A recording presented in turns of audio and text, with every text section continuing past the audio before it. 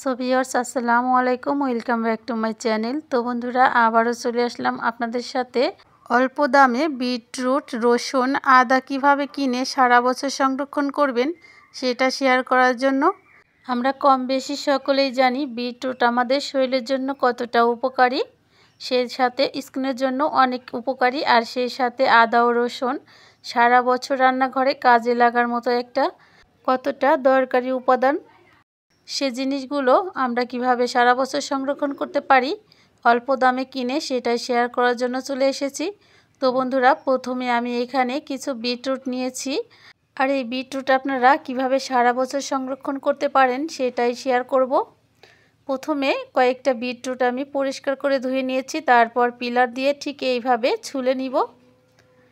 তো বন্ধুরা, বিটরুট কিন্তু আমাদের স্কিন ও শরীরের জন্য খুবই উপকারী ও হেলদি একটা ফল। আমি সাধারণত ইফতারের সন্ধ্যায় বিটরুটের জুস খেয়ে থাকি, আপনারাও খেতে পারেন। খুবই হেলদি ও উপকারী স্কিনের জন্য ও শরীরের জন্য। তো বন্ধুরা, প্রথমে আমি বিটরুটগুলোর খোসা ছাড়িয়ে নিব। আমি পিলার দিয়ে ছাড়িয়ে নিচ্ছি, আপনারা চাইলে এই কাজটা বটি দিয়েও করতে পারেন।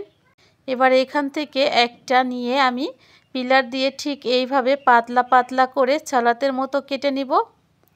আপনারা চাইলে এই কাজটা বটি দিয়েও করতে পারেন। যতটা পাতলা করে কেটে নেবেন শুকাতে তত বেশি কম সময় লাগবে।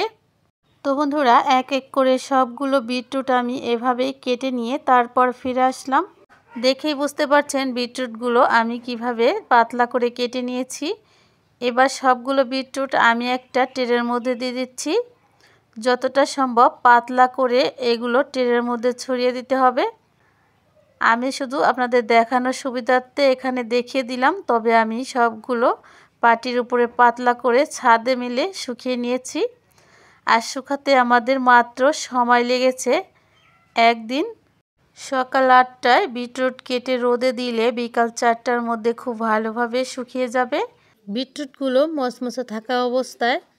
এবার একটা মিক্সচার জারে আমি এখান থেকে বিটরুটগুলো দিয়ে ঠিক এইভাবে ঠেসে আটকে দিব।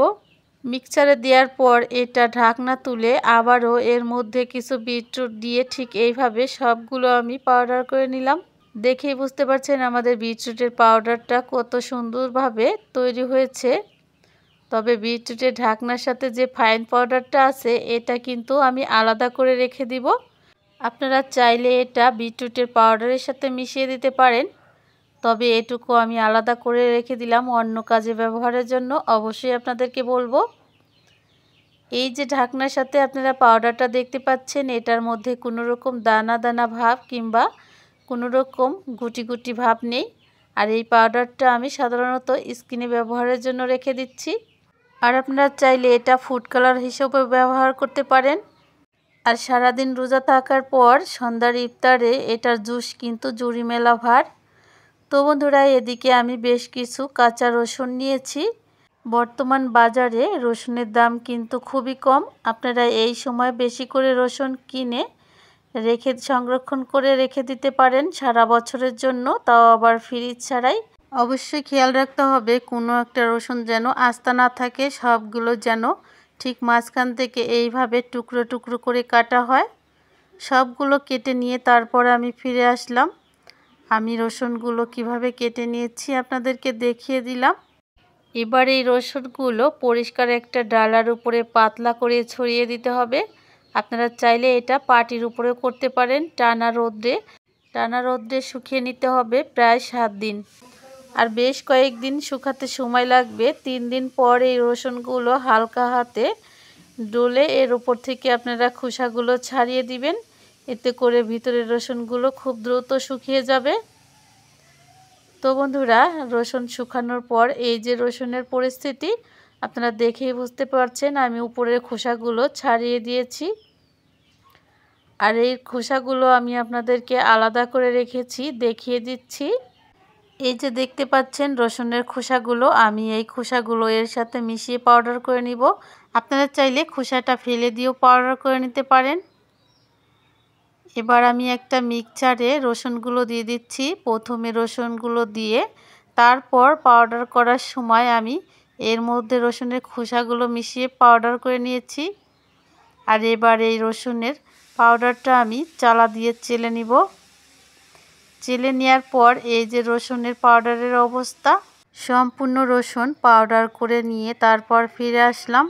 আর এই পাউডারটা অবশ্যই গুঁড়ো করার পর একবার হলো রোদে দিয়ে যে কোনো কাচের জারে সংরক্ষণ করবেন, সারা বছর ভালো থাকবে, যখন প্রয়োজন হবে ব্যবহার করতে পারবেন। তো বন্ধুরা, বর্তমান আদার বাজার মূল্য কিন্তু খুবই কম, মাত্র 80 টাকা কিলো। আর আমি এখানে 2.5 কিলো আদা নিয়েছি। সেই উপলক্ষে বেশ কয়েকটা আদা সংরক্ষণের টিপস শেয়ার করব আজকে। চলুন তাহলে দেখে নিন সারা বছর কিভাবে আদা সংরক্ষণ করতে পারেন। দেখতেই পাচ্ছেন আদাগুলো পরিষ্কার করে ছুলে নিয়েছি। প্রথমে আদাগুলো ধুয়ে টুকরো করে কেটে ঠিক এইভাবে ডালার মধ্যে রোদে শুকিয়ে নিতে হবে। আর রোদে শুকিয়ে যাওয়ার পর আদাগুলো ঠিক এরকম হয়েছে। আর আদাগুলো হাতে নিয়ে তুলে দেখাচ্ছি, আর সামনে থেকে আদা আমি আপনাদের ভেঙে দেখাচ্ছি। আদা শুকানোর পর এভাবে চাপ দিলে ভেঙে যাবে। ঠিক এই মতো পর্যায়ে আসলে এখান থেকে আদা আমি একটা বক্সে রেখে দিচ্ছি। আমি আপাতত প্লাস্টিকের বক্সে রাখছি, আপনারা সাধারণত কাচের জারে রাখার চেষ্টা করবেন, এতে সারা বছর ভালো থাকবে। তবে আমি পরবর্তীতে এটা কাচের জারে সংরক্ষণ করব। এবার এখান থেকে বেশ কিছু আদা নিয়ে নিলাম। আর এই আদা কিভাবে ব্যবহার করতে পারবেন সেটাও এবার দেখিয়ে দিচ্ছি। একটা মিক্সার জারে আমি 1 মুঠো আদা ও 2 টেবিল চামচ পানি দিয়ে মিক্সারে ঘুরিয়ে নিব। মিক্সারে ঘোরানোর সময় একটু পরপর একটু করে পানি দিতে হবে। আর ব্লেন্ড করার পর ঠিক এই মতো পর্যায়ে ফিরে আসবে। আপনারা চাইলে এইভাবে আদা শুকিয়ে রেখে যখন প্রয়োজন হবে এভাবে ব্লেন্ড করে নিতে পারেন। আবার পাটার উপরে কয়েক টুকরো দিয়ে পানি দিয়ে বেটেও নিতে পারেন, খুব সহজেই বাটা যায়। শুকনো আদা ব্যবহার করার আরও একটা পদ্ধতি শেয়ার করছি। তো বন্ধুরা, এবার এই শুকনো আদা মিক্সারে দিয়ে পাউডার করে নিব। আর আদার পাউডারটা আপনারা চাইলে চেলেও নিতে পারেন, আর চাইলে এভাবেও সংরক্ষণ করতে পারেন। এবার আদার পাউডারটা আমি একটা বক্সে রেখে দিব। ঠিক এইভাবে আদা আপনারা সংরক্ষণ করতে পারেন সারা বছর।